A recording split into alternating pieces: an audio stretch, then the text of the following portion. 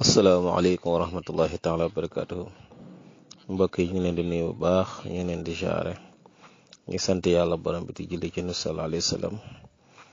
dellusiwaat ci naafilay bés bi te di guddik juróom ñetteelu naafila bi doon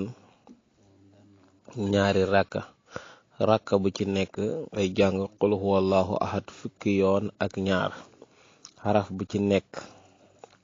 fukki yoon ak ñaar soo ko defee des na la bindal tiyaaba xaraf bu ci nekk des na la ko bindal tiyaabay jaamu yàlla junay at te dana mel ni it ku leele xeetu yenent bi sallallahu alayhi wa sallam nga jox xeetu yenent bi sallallahu alayhi wa sallam wa alihi wa sahbihi wa sallama tasliman juróom ñaar fukki at yoo xam ne yaay jox xeetu yenent bi sallallahu alayhi wa sallam lu ñu dundee tiyaaba jooju boole ko di leen jox lu ñu naan boole ko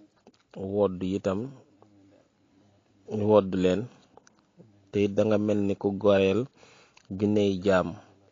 te loo ñaan te boo ñaanee suñu borom subhanahu wa taala dana nangu sa ñaan te it ba tey bokk na ci tiyaabay naafila jéeg njëriñ li danga booy jéggi siraat dangay mel ni melax te dangay dekki waale ay daraja yoo xam ne